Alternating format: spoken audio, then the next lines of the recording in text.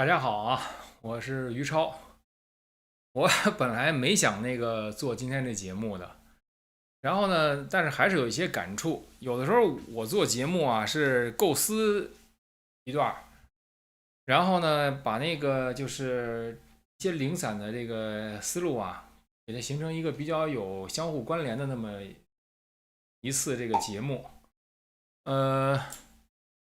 然后呢，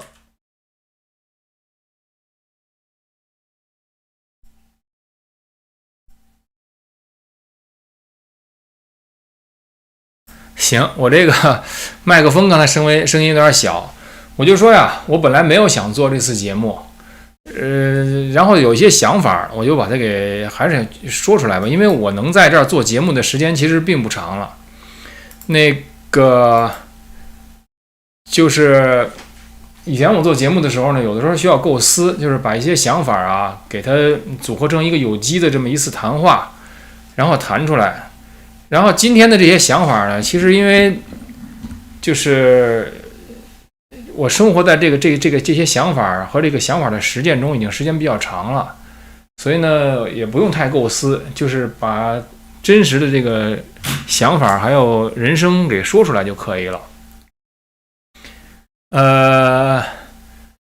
我小时候啊是在那个人民大学幼儿园上的这幼儿园，当时的那些那个幼儿园给我的那个印象都是很糟糕的印象。然后我大姐比我大12岁嘛，她就跟我说，她进那个幼儿园的时候，那幼儿园里还有葡萄架子什么的。我大姐是1960年生人嘛，我是1972年生人，这都很久以前的事情了。所以我大姐描述的那个幼儿园呢，在我小时候我的脑子里像个仙境一样，毕竟那有葡萄架子什么这那的。我在那个幼儿园里面呢，经常受欺负。然后呢，老师也不喜欢我。在幼儿园里边呢，我们就有时候玩2种游戏吧，其中有一种游戏就是过家家，我挺讨厌玩过家家的。一帮的小男孩小女孩，然后我才几岁啊，我进幼儿园都是特别小，所以我受欺负嘛。我1岁半可能进幼儿园，可能当时我爸我妈没机会照顾我。人大幼儿园有个天台，你如果看那个王小波的那个作品呢，他还提到过人民大学幼儿园那个楼上那个天台。然后当时人民大学幼儿园那是木地板呢已经有一些那个木头片掉了，然后那个木地板底下有那黑洞洞的空间。小时候呢，就别的那个大孩子就吓唬我说那里边有老鼠，就我吓得不行。每次我经过那个木地板那个槽的时候，我都害怕里边有老鼠咬我。小时候我胆子非常小，怕那个黑，怕各种各样的东西吧，反正是也不知道现在怎么变得胆子这么大。我觉得和我修炼法轮功也挺有关系的。其实我修炼法轮功以后啊，因为人生知道就是该有一个什么样的方向去走了，所以呢，你不是那么你有了超越得失的那种追求了，你在这儿的得失什么的，你就不太能左右你了。然后呢，所以我们那时候就玩过家家。当时我记得还和那个谁啊，丁子霖阿姨的那个儿子，那个蒋洁莲一起玩那过家家。但是蒋洁莲当时他脾气也不太好，好像是我们真的是3岁看老，我就觉得是，我就不太喜欢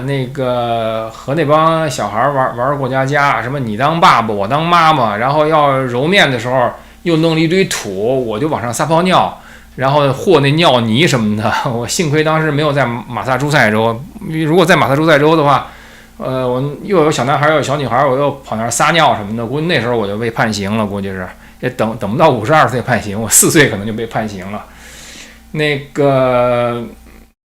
那我不喜欢玩过家家，喜欢玩什么呢？我喜欢玩官兵捉贼。当时我们一个游戏就是玩官兵捉贼，而那时候我最喜欢当的就是贼，就是被人追。然后呢，你只要被官兵抓住，你就给抓到官兵他们那儿，比如说官兵那个营地，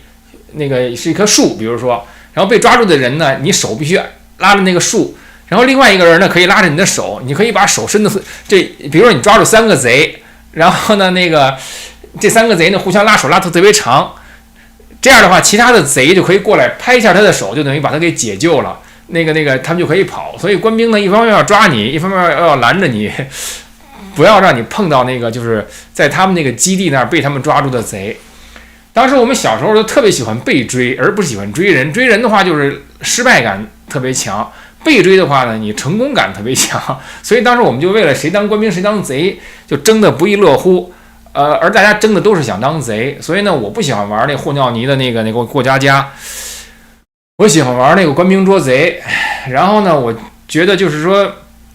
在2、3岁时候的选择吧，基本上映射了我一生的这个选择。最终到现在，我还是这个官兵捉贼。那个部分听众不是母语普通话，那个。等我以后就是有空吧，就是看看谁愿意帮我把这个节目，给做出字幕来，因为现在都有那个 Whisper AI 可以直接从音频往下扒字幕了。如果你的显卡内存比较大的话，扒的还挺准确的。所以呢，就是小时候我说不玩过家家，玩官兵捉贼，结果我长大了这一辈子成天就是官兵捉贼，然后我还真的每次都是贼。在中国我是贼，在美国我又成了贼了。那个，然后呢，那个就是对了，我收到这个不少观众啊给我那个发来那个就是捐款哈，对此表示诚挚的感谢。很感谢大家能在这时候支持我。说哪儿去了？官兵捉贼，我又成了贼。然后呢，那个。就是我觉得这个人走一生哈，人走一生，我是非常早的时候就觉得这个人生啊，我不知道人为什么活着。在我11、12岁的时候，我问我妈，我说那个妈，人为什么活着？那时候我肯定是没上初中，肯定是小学的时候，是不是？应该是11、12岁，也许刚上初中吧，我记不得了。但是这个想法我很早就有了。我就问我妈，我说人为什么活着？然后我妈说那个那就是有很多事情可以追求啊什么这那的。后来那个我就问我妈，我说妈，那你现在追求到什么了？然后我妈什么都没说。然后我妈事后跟我说呀，说我这个问题呀，就是让她整个心都凉了。就是她想起自己的一生走到50几岁，真的是什么都没有得到，就是她想要的基本什么都没有得到。他就说：“哎呦，他说于超，你问我这个问题，我妈管我叫超超，超超这个名字在我小时候就是快上初中的时候，我强烈反对我妈管我叫超超。我郑重的跟我妈说，我说妈，现在我已经成那个大孩子了，我说你要叫我于超。结果我妈在外边看着我和别的同学下学回来，很高兴的又叫我说超超。”然后我撒腿就跑，因为我觉得这个名字对我的男子气概简直是一种，就是说这种沉船式的打击，我不能容忍别人管我叫什么超超。我还记得那个人大的那个门诊部嘛，那个统筹医疗嘛，上面写着一个于超，我妈就写于超超，我就很反对这一点。我记得我从6岁我就跟我妈说，我说你不要写这个于超超，我说你就叫我于超，不要写于超超。因为我觉得叫我于超超，这真的就是说，这个时候显得很幼稚。但是呢，哎呀，我到底幼稚不幼稚？这真的是一个那哥德巴赫猜想了。我小时候啊，那个就是上回跟大家不是讲过吗？那83年严打的时候。那个说谁和谁跳贴面舞，然后怎么被抓了什么的，我当时特别兴奋。可能83年之前就听说过跳贴面舞。我认为就是这是在我童年时期一种极其邪恶的这种舞蹈，你知道吧？就说这些人呢放着那个就是那种西方音乐，然后把灯关了，这个男的女的在一起跳贴面舞。这种后来我觉得这种在共产中国的这种邪恶程度。不下于就是说这个摩西上了那个西奈山以后，这个犹太人造金牛犊的这种程度了，已经是贴面舞。然后呢，很多人都关心我的这个思想健康不健康，尤其是我的老师。我的老师小学一直都认为我思想不健康，他就说我骄傲，我小时候一直都不知道自己很骄傲，后来别人说我骄傲呢，一直说到就前一段我还没有和这个宇宙主佛彻底决裂的时候，他们还在说我骄傲。但那时候我已经知道他们为什么说我骄傲了。我小时候长期不知道他们为什么说我骄傲，实际上就是说他们看出我比他们聪明，而他们控制不了我，他们就开始说于超骄傲。这是我在监狱里30-40岁的时候我才恍然大悟，我说哦，原来他们因为这个说我骄傲啊。其实我并不骄傲，其实我没什么架子。比如说我和那些这个法轮功大 V 们，我简称为沦威们相比，我没什么架子，你知道吗？你比如说你给我留言，我都会给你回复。你给我发个电子邮件，我要有空我也会给你回复，所以我没什么架子，谈不上骄傲。但是呢，就是我发起这个冲突的时候啊，我也没什么顾忌，是两面都有。然后呢，这个老师嘛，就是老说我这个个人品德吧，可能存在一些问题。从小的时候呢，就是说我教别的孩子什么这个，其实那词全是瞎编的。他的意思是说我教别的孩子那个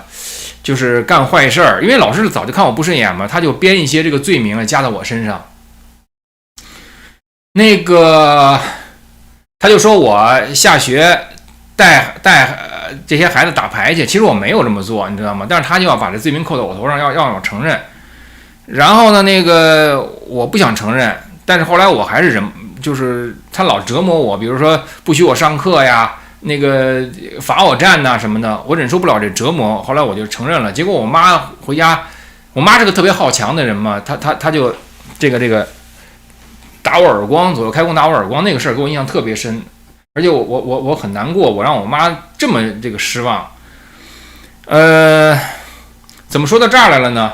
就是说我们家有一个什么，就是家庭医生大全之类的，有那么几本。然后当时我有俩姐嘛，我有两个姐姐，她们就神态非常警惕的，应该是我大姐比我大12岁。哎，于超，你看没看其中什么章节什么的？因为我当时比较傻，我对男女之间的这些事儿都不太了解，我说没看什么章节。后来呢，我专门翻了那些章节呢，我也没太看懂，说实在的。但是我发现一点呢，只要是谈那个什么男女啊，谈那个生儿育女这些事儿啊，这个大人的表情啊，都变得很尴尬，很紧张。而我恰好呢，我就喜欢看他们很紧张，因为他们成天老催着我就希望有个机会让他们难堪，让他们紧张，你知道吗？结果呢，就在我5年级的时候啊，我们学巴金的一个作文，不是作文，一篇文章，说的是一棵榕树。这个榕树上面呢，就有很多鸟，这个是什么？趁着夕阳啊什么的，那被认为是写的很好的文字。但是其中有一段说的是什么呢？说这个鸟啊，在那个树上生儿育女，然后呢。当时呢，我就敏感地意识到，这个生儿育女呢，又是我在班里破坏纪律和捣乱的这么一个由头了。然后我就使劲咳嗽，然后引发另外一个叫做李晶的这个同学的注意。这李晶啊，当时在我们班也是一个挺聪明的一个人。然后呢，他立刻意识到，就是我在向他发出这种信号。就意思是这里边有点这个嚼头，这个咱们得就是呼应一下了。然后他呢也冲我挤眉瞪眼，然后呢我也冲他使劲咳嗽，他也冲我挤眉瞪眼，结果我们俩把自己逗得使劲笑，你知道吗？因为你要知道，就是你和别人一起笑的时候啊，你们俩就互相看着对方笑，就越笑越停不下来，就跟那个 Despicable Me， 就是那个小黄人 Despicable Me 里边那俩小黄人互相笑似的。你看着对方笑，你就觉得已经很好笑了。结果这时候我的语文老师叫刘老师，已经完全不能容忍我这个如此的道德败坏哈，就那个什么生儿育女啊，发起这种非常不恰当的咳嗽，你知道吗？他大喝一声：“于超，你回去告诉你妈，你的思想很肮脏。”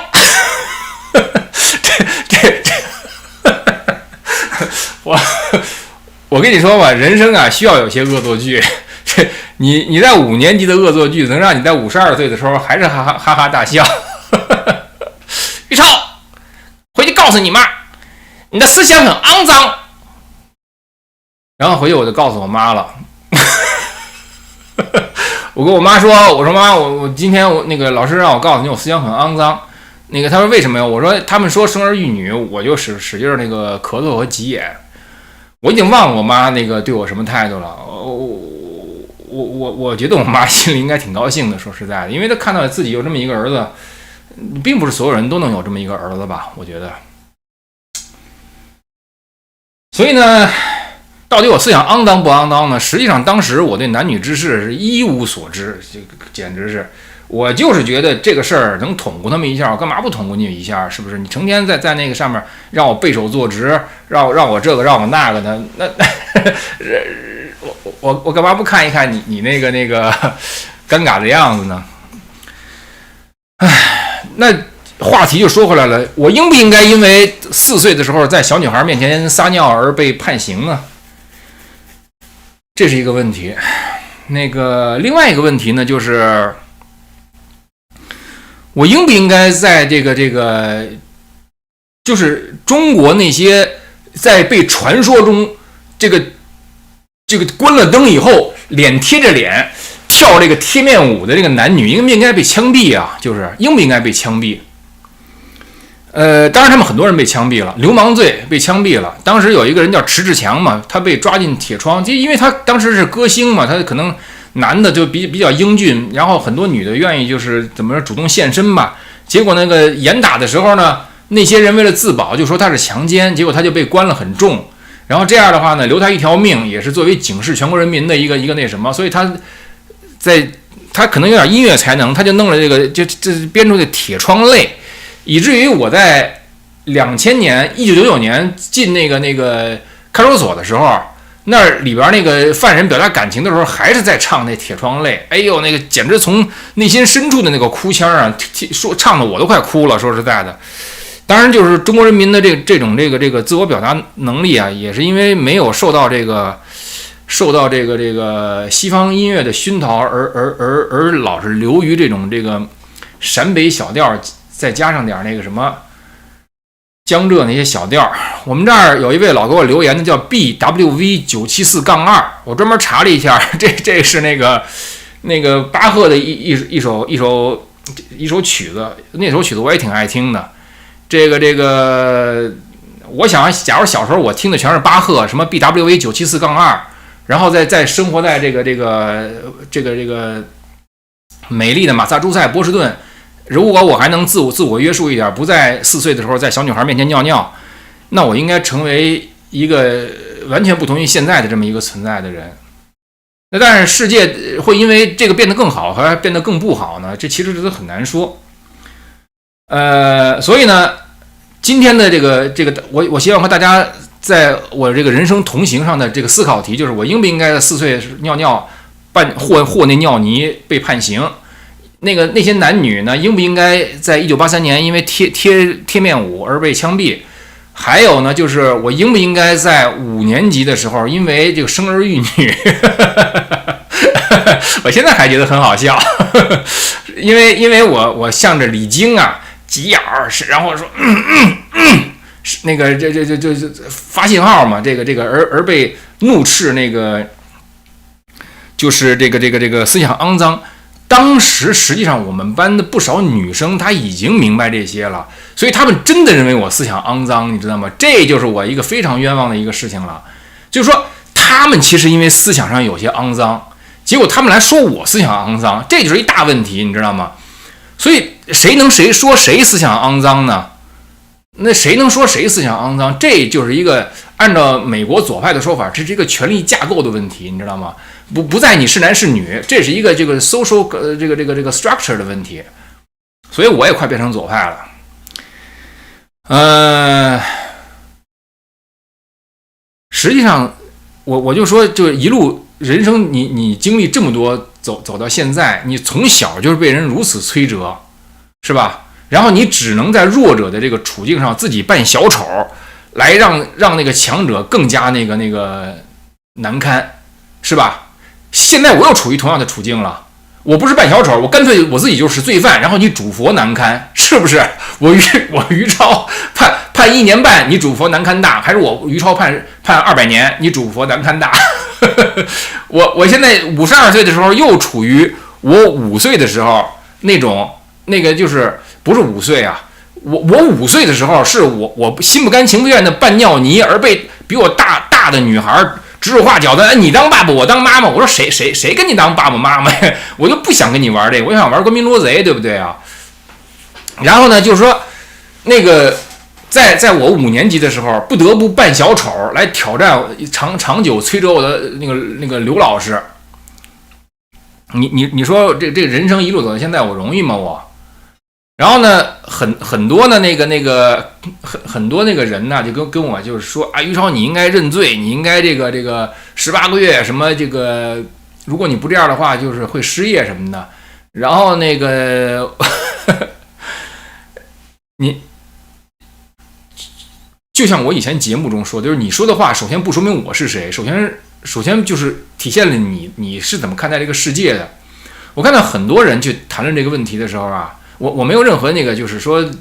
褒贬的意思，只是陈述一些事实。很多人谈这个事情的时候啊，他呢就是说，实际上是他人生中第一次去考虑，就是说，哎呦，这个人如果处于这种情况，这该怎么抉择呀？哪怕是作为一个旁观者，毕竟是比较近的一个旁观者嘛，毕竟我是这个 YouTube 的这么一个那个主播嘛。然后你呢是一个就是听众嘛，这个人生中比较近的这么一个人出现这个情况，哎呀，我该怎么看这个人生啊？但正像一个有名的一个 meme 图，上面一个人被绞刑架吊着那个粗绳子已经吊上脖子了，他轻松的笑着问旁边的人 first time 一个问号，是第一次吧你？这个已经不是我第一次了，这是我第2次了。第一次的时候呢，其实我是有着非常大的这个义愤的，因为我看到太多的人被被严重的从身体上伤害。那么有着这种义愤呢，我是抱着强烈的这种义愤，然后投入到这个反抗中去的。这次我比上次好得多的地方呢，我基本没有义愤，我基本就是还是和尿泥，你知道吗？或者是还是那个。我自己去跳贴面舞了，但是有人要枪毙我了，是这意思吧？很多人义正辞严的说，按州法规定，那个什么那个你那儿应该多少天你申请，对，你州法是规定了，那个共产党还规定不许跳贴面舞呢，人家想跳，你怎么办啊？你枪毙吧，是不是啊？所以就是说，在中国呀，你跳了贴面舞以后，你呢没有一个地方说话的地方，你只能被枪毙。那在美国呢？当然，我在美国，我作为成年人叫跳贴面舞，关了灯跳是吧？那个，在这个，我对于那个脸上油腻程度还能容忍的情况下，我可以跳贴面舞，但这个没人枪毙我了。但是现在我因为这个把这枪啊带到这个麻省，然后呢，因为当时种种原因吧。就是没有能在他的时间限度内，然后我就要因为一个就是说虐待孩子的这么一个团体报复我就要进监狱，就这一整串的这个链条吧。这个事儿是不是值得我在一个地方说一说这事儿？你说说。很多人说于超，你那个这个工作会丢，你这个会怎么会你出来以后你就是那个怎么说高科技的活你干不了了。所有的这些事儿，我在27岁到30岁的时候已经全都经历过一次了，而且这个痛苦程度和那个打击程度比现在严重的多，实际上是当时你现在所能想到的一切权衡取舍，在当时只是更强烈的权衡取舍，我全都经历过了。而当时我作为30岁的人，我对这个人生还有很多那个就是期待，很多期许呢。实际上是这样吧？你说现在我52岁，我对人生期许多，还是30岁的时候对人生期许多呀？实际上就是说，在整个一生走过来的这个路上啊，我经常考虑，就是说这个人值得的一生是什么样的一生啊？值得的一生，其实我想邀请啊，我的那个所有的这个观众啊，都去想一想，怎么算值得的一生啊？啊，我使劲学，去黄庄参加什么那个什么补习班，然后那个小学赶紧就是幼儿园嘛，就是上一个好点的幼儿园，小学赶紧进人大附小，中学再进人大附中，进人大附中已经了不得了，你知道吗？因为人大附中现在简直是如日中天嘛，就是人大附中，然后大学再上个清华。然后你赶紧在毕业之前学 GRE， 然后又考那个美国，比如说这个某个那个有名的学校有才能的考哈佛，现在那个哈佛整个美国对于中国留学生已经不得烟抽了嘛，是吧？不得烟抽啊！大家看我这个节目应该学会了这句北京土语了，你不得烟抽了，那你就选一个地区的那个大学吧，德克萨斯州的那个 Rice 大学。北卡罗来纳州的北卡罗来纳州的这个圣母吧，应该是什么？反正我选一个吧，或者是那个印第安纳州的那个什么那个普渡，或者是这个明尼苏达州的这个有那个私立的叫什么玩意儿来了？反正或者是芝加哥的那个罗耀拉，就是这些私立的这些大学，我再上一个，实在不行我再上个州立大学啊，去那儿先去那个餐馆里打工。然后这当然这是第一代了啊，现在咱们第二代全都抖起来了，全都直接现金买法拉利了，是不是？然后呢，那个也不像当年第一代那苦留学生似的了，反正就是你怎么着算一个值得的人生？咱姑且是拿第一代那个留学生的那个人生轨迹来当一个模子来衡量我吧。我是干脆先被人民民主专政铁拳给听到这个黑狱里，听了9年8个月零10天吧，23天。然后呢，就是实际在那个监狱里那个是9年6个月7天，再加上其他的这个人身约束嘛，是9年8个月零23天。然后呢，这个如穷鸟投林呢，到我们这个地球上这个秩序的源头，然后申请政治庇护。2021年呢，获得这个美国公民。现在紧接着2023年又开始面临这种因为跳贴面舞啊要被枪毙的这种结局。所以呢，就是说在这个过程中，让你这个好的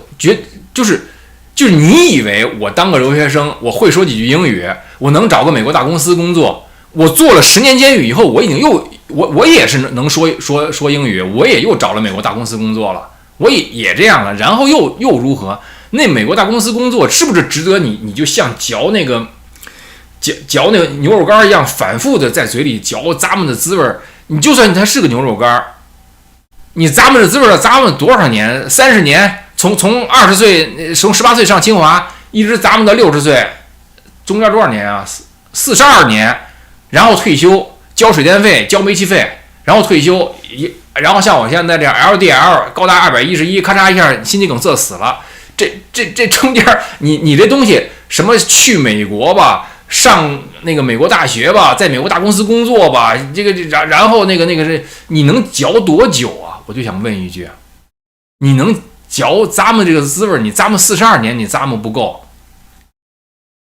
这些都是当时我在30岁的时候。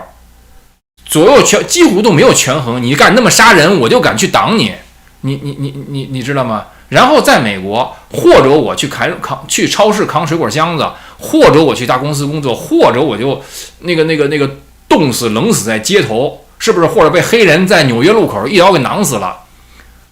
就是那些东西值得你去咂摸这些东西吗？我就想问一句，实际上我觉得说牛肉干。这都有点说高了，实际上我觉得人生的很多的那种，有点像那北京臭豆腐，你知道吗？王致和那臭豆腐，大家吃过北京臭豆腐没有？这个臭豆腐这种食物啊，就南方臭豆腐和北方臭豆腐不一样。那个武汉有那臭豆腐干是油炸的，湖南可能也有臭豆腐，台湾也有臭豆腐，其实是。然后呢，那个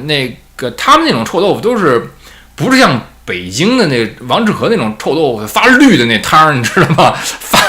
发绿的那汤。然后呢，那个臭豆腐吃起来我还真挺爱吃的，因为当时在我们那年代嘛，就是那个家里也不富裕，臭豆腐挺下饭的。当然你吃了以后呢，你满嘴都是臭味儿，打嗝也是臭的。我觉得人生的这些就是大家使劲追求的东西，颇类似这臭豆腐，挺下饭的，倒是钱呐、性啊什么的这些东西。吃的时候挺香的，但实际上你吃完了满嘴臭味儿。要我说，你临死之前的时候是不是要吃臭豆腐？我想问，我临死之前的时候我不太想吃臭豆腐，我喝点清水就行了，其实是，或者清水都不喝，好好的调匀了呼吸，想一想自己这一生干的这些操蛋事儿，然后怎么向上帝交账。我觉得这是一个正经，真的，好好想想自己干的这些混蛋事儿。人家说让我向上帝忏悔，我就说我不认识上帝的时候，我已经知道自己是混蛋了，而且很混蛋，真的。那个，当然了，如果认识上帝的话，那我更要承认自己是混蛋了。我想说的是，说这个人生一生到底该怎么过？我觉得就是我想再就跟做几何题似的，画一个辅助线。我画一什么辅助线呢？就是两种人生过法，一种是你清楚的知道自己什么时候死，一种是你不知道自己什么时候死。这两种活法，哪一种活法你更活得有滋有味呢？经常我看到就是说那个什么善意的谎言，人得了癌症，你一定不要告诉他，他得癌症了，就是这个告诉他一会儿不行了，就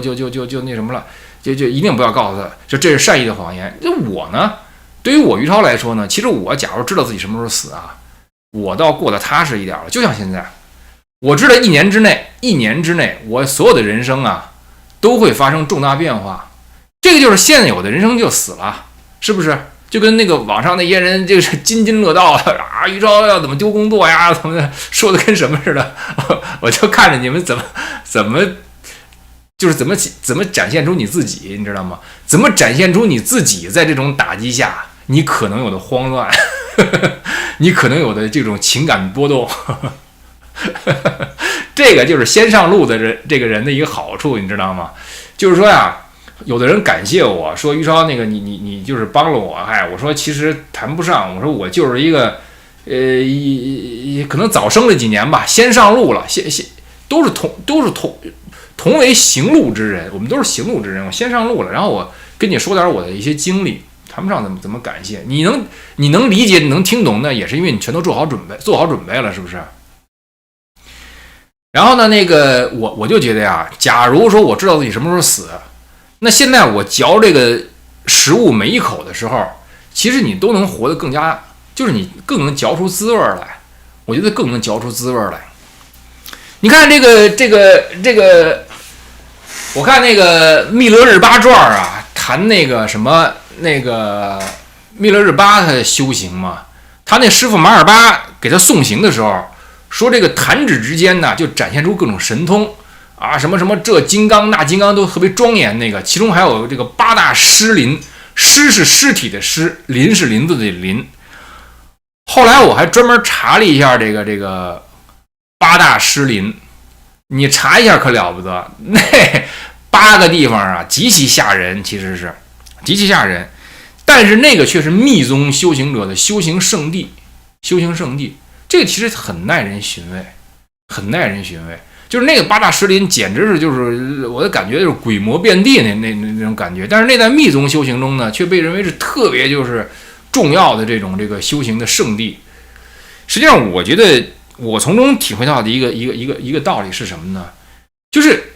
其实这个人生啊，你会发生什么事情啊，你自己根本就不知道。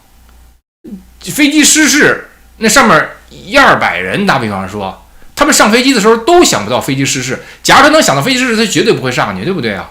那所以他就是这些人，对这些人来说，这个生命在30分钟之内就全都改变了。所以对我来说，当然是先知道那个重大改变什么时候到来。那你现在活的不就是更加有觉知一些吗？我是这么想的。还有就是说，这个人生一生追逐的那些东西啊，其实我觉得都是一个场景，它让你有一些方便，去思考一些重要的问题，有一些方便去为一些真正的事情做一些准备，然后那些真正的决定你是谁的那些事情它会出现。而实际上，我觉得一个人重大的这个幸运呢，就是你一生中决定你是谁的那些事情出现的时候，真的出现了。有的人因为一生躲避，一生躲藏，你知道吗？一生躲避，一生躲藏，什么事儿都就全计算一番以后，我怎么，当然我也计算了，我计算不一定比你计算的差，说实在的，我计算的这个精密程度、考虑的程度不一定比你计算的差，你知道吗？那个就是说，他只在这个层面上计算呢，躲避呀，被祸福所驱策呀，被恐惧和希望所驱策呀，就是在这个磁力线之中，他就是一点不偏差的就走他那个人生路啊，以至于他的人生中那个真正的事情他都没有出现，因为他给躲开了，你知道吗？其实我觉得这个人生中啊，他有一些事情出现了，那么而你在当时当地又因为此前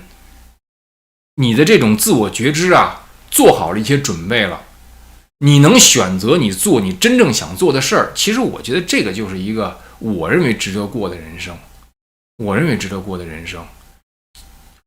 说一个近一点的真实的人，就是那个李宗仁，民国时期的副总统。当时呢，他去带兵，然后打仗，然后那个打败了，然后那个溃兵呢，就洗劫这个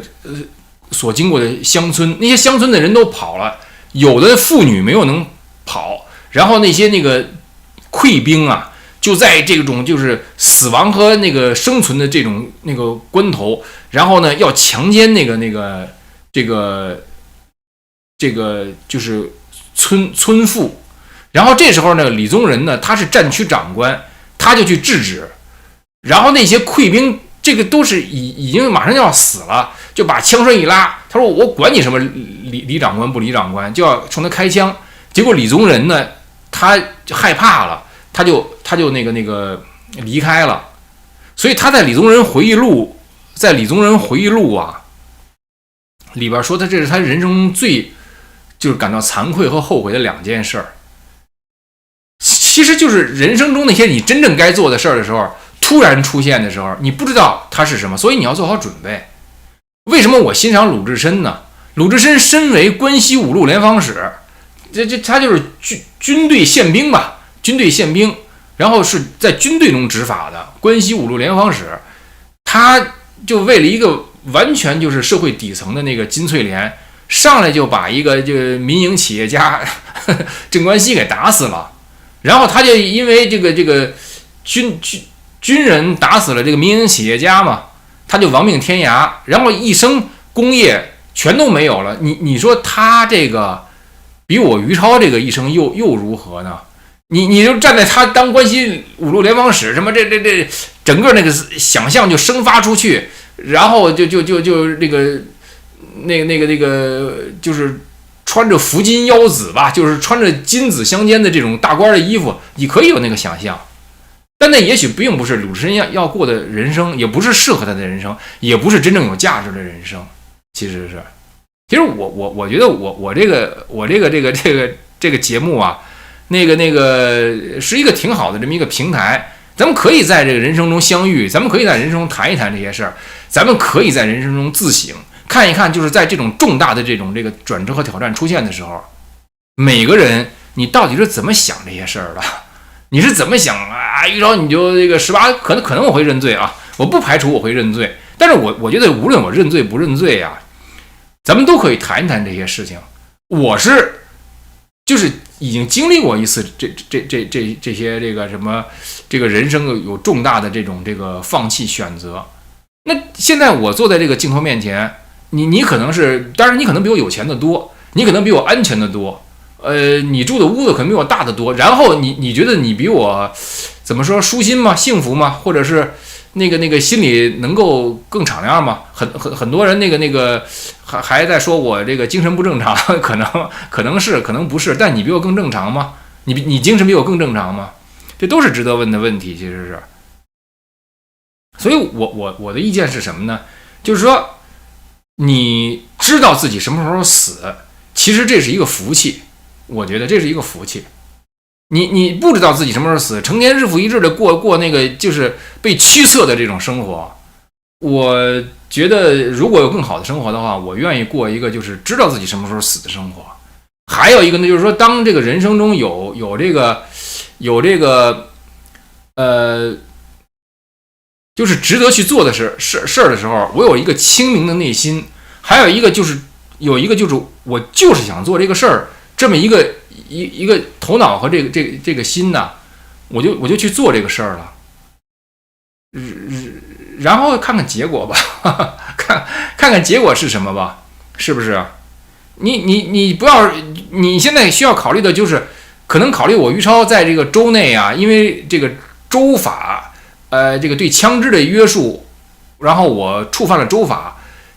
这个可能不太容易说清楚。我就说那个在中共治下跳贴面舞的那个被枪毙的那些人，你是希望他乖乖的被枪毙呢，你还是希望他站起来说老子就喜欢跳贴面舞，我就喜欢跳贴面舞，我这岁数，我这荷尔蒙，对不对？我就有这个欲望，我就有这个性的要求，我就喜欢跳贴面舞。这两种人，你更希望你自己是哪种人呢？别人的刀还没有开始，就是这个阉割你的时候，我是不是就应该自己把刀接过来，自己把自己阉割了呢？我不愿意这样。所以呢，就是说这个，在我看来啊，就是这个，其实我个人对枪的这个，就是很多人拥枪嘛，他很多人认为枪是一个什么呢？枪是一个一种体现力量的工具，它在一些场景中是体现力量，但是我于超更多的认为呢，就是说真正的力量啊，来自于你对这个这个持守和追求。你很多力量是来自于这个，很多的力量是来自于这个。就像我现在那个就是过到现在这份人生吧，过到现在这个人生，我不能说我什么事做对了，都做对了，我做了很多就不对的这个事情。但是呢，我觉得就是怎么说呢？我愿意就是在这谈一谈这些思考。我好多东西我也没有答案。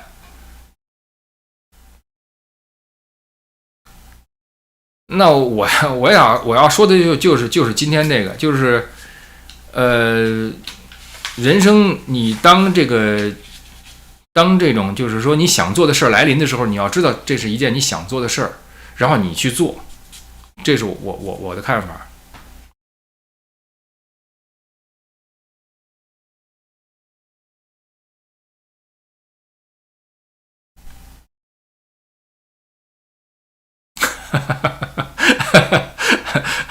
其实我也有点想起来有点抱歉，就对以前那个被我骚扰的那些大人们，我们家的猫来了。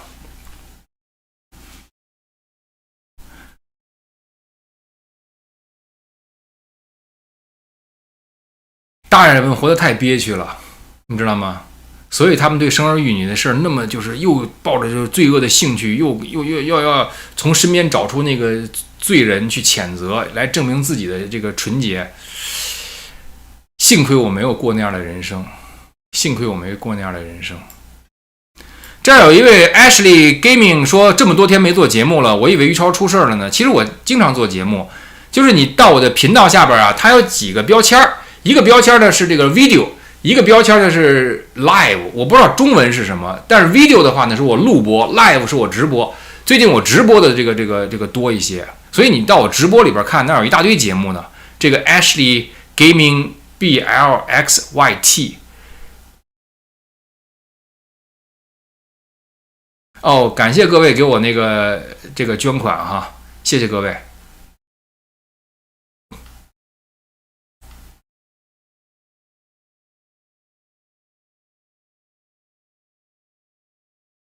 哎，还有人跟我说呀，说那个就是于超啊，你要揭露神韵，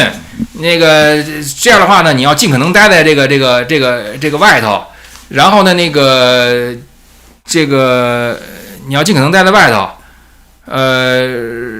然后呢，你要就是说要揭露法轮功要什么？那个是你们关心的事儿，或者那个是你们以为我关心的事儿，那并不是我真正最关心的事儿。我最关心的是我自己的生死来去，其实是。还有我在网上看到一些就是人吧，那个他们从法轮功里出来，可能是羞于自己曾经被法轮功欺骗按他们的说法，然后呢，现在对法轮功抱着刻骨仇恨，而他们看到我呢，还在说法轮功以前呢是有比较好的地方，指引了我，他们就把刻骨仇恨转移到我身上来了。你们可以看一看推特上面有一个叫程宪的一个人，程是乘坐的程，宪呢是现在的宪，还有一个叫 Happy Potato， 我以前提过这个人。哎呀，我看他们的那些留言，我都替他们难过。他们真的就是，我不知道他们是修炼法轮功以前成了这样子，还是在修炼法轮功整个的过程中成了这样子。反正这个中国人活的就是这种特别的那个，特别的，就是既恶毒吧，又令人同情。实际上是，就是他们认为现在批倒法轮功就能证明自己的这个正和纯洁了，其实不是这样的。单纯从批倒法轮功这个目的上来说呀，最重要的是你要说出法轮功哪里好。我在多次节目里边都谈过这个重要的思路，他们都听不懂，因为他们的那个就是那个恶毒和那个就是恶吧，已经把自己给堵住了，所以他们听不懂。然后就单纯而我个人的目的，其实我说过很多次，我并不是为了搞倒法轮功，我就是为了在人生的路上求真，弄清楚什么是到底发生了什么，而且什么是真的，什么是假的，我希望把这个给搞清楚。那么就他们自己的那个目的呢，他们想说就是要批倒法轮功，然后说法轮功不对。如果你真的有这个想法，你就出来说就可以了，你不用指导我于超来说，是不是这样？你不用指导我于超来该过怎么一个我的生活。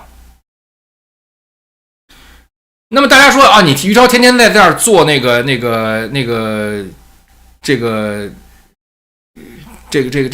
视频，在谈法轮功的事儿，你又说自己不是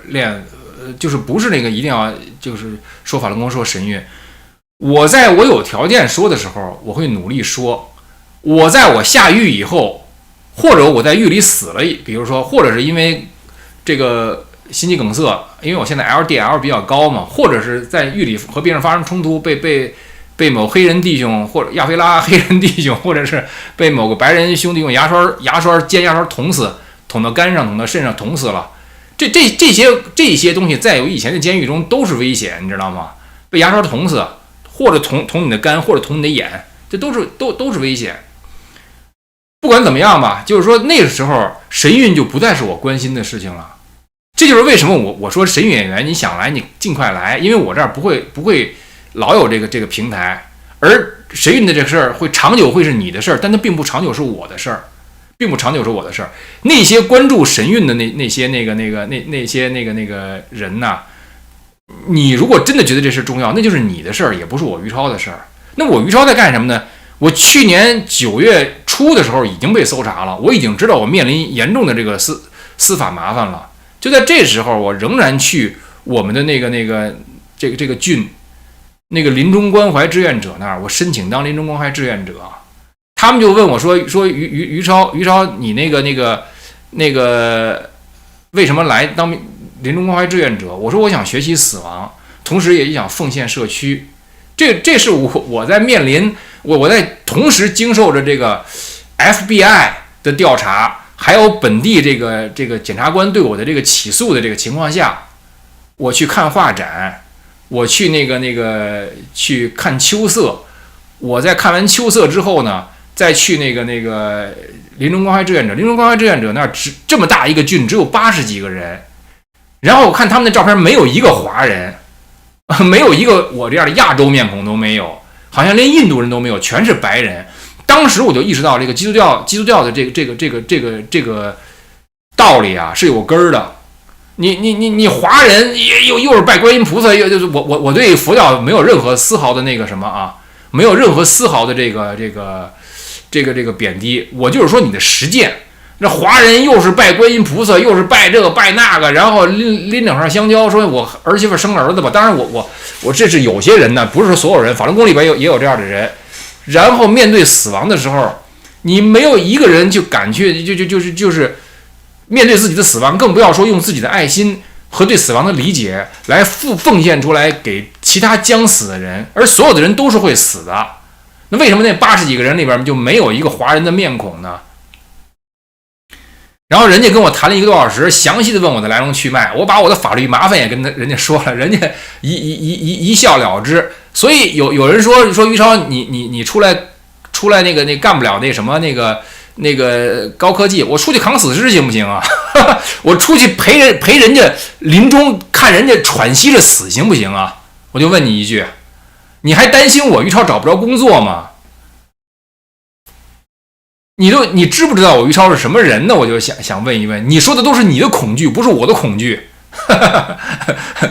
我还在就是看他们那个就是这个死亡就是怎么面对死亡的小册子，而且呢我还在打不止1个疫苗。很多人就说打疫苗有害，我不管这一套。当我要去面对这个就是这个临终关怀志愿者的时候，你打吧，我都可以死。我还怕你疫苗不疫苗吗？我就说，然后你还在皮下埋一个什么东西，然后埋2礼拜，然后再看什么检测，还得检测你的这个有没有艾滋病和性传播疾病什么的。反正就是你就跟一个医疗从业者一样，但是你是志愿者，就是临终关怀志愿者对这个临终关怀，就是对于这个人的要求其实是挺高的，因为你需要去拜访他们，你需要去替他们唱歌啊什么这等等等等的，所有的这些事情。都是我在已经知道这个面对那个就是这种联邦级别和州域级别的司法追索的这种情况下，我去做的这些事情。所以这个我这期节目的名字就是什么是值得过的人生？什么是值得过的人生？有人说我去什么马尔代夫旅游了什么的，对我来说更加有意义的人生啊。是学习死亡，面对死亡，而且过好这个人生中的这些种种的突如其来的这个麻烦的这个人生，不用跟我扯什么那个我违反州法呀什么这些事情，不用，因为我可以面对后果，我没有说我不面对后果，是不是？那个，哎呦，谢谢那个谁 Juliet， 谢谢各位捐款支持我。可以那个通过我那个节目，每期节目下边 description 里边都有那个捐款的链接，从这个 YouTube 直接捐的，好像他们会扣不少。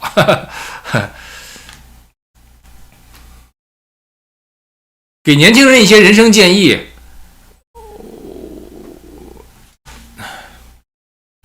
其实我没有什么人生建议，就是我建议。我一下想不出来有什么人生建议，因为我自己还有很多迷惑，有很多麻烦，我不知道怎么给你建议。实际上，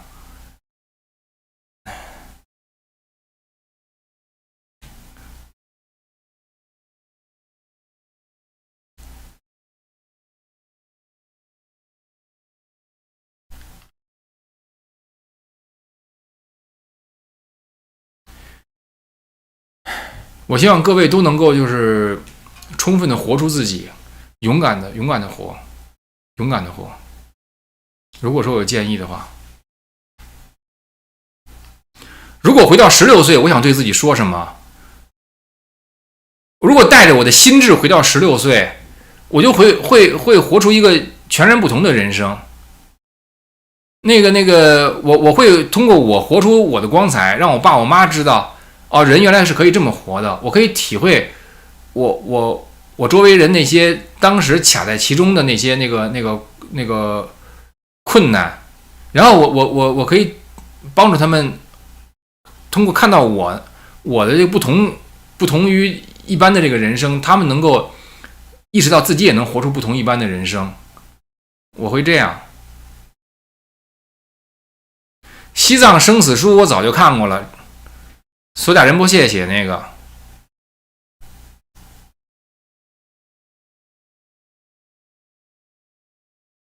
那今天我的节目先做到这儿吧。本来今天我不想穿西服的，因为我穿西服就觉得太约束。但是不少人说我穿西服好看，所以我就是在这个运动的那个 T 恤外边套了个西服，那个希望好看吧。那行，那今天我节目先做到这儿，我瞎扯半天。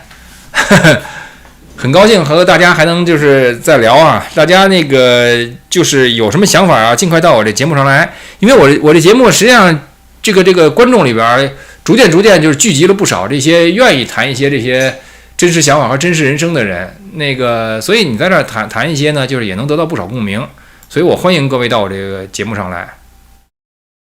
那我的节目先做到这儿，谢谢各位，我们下次再见。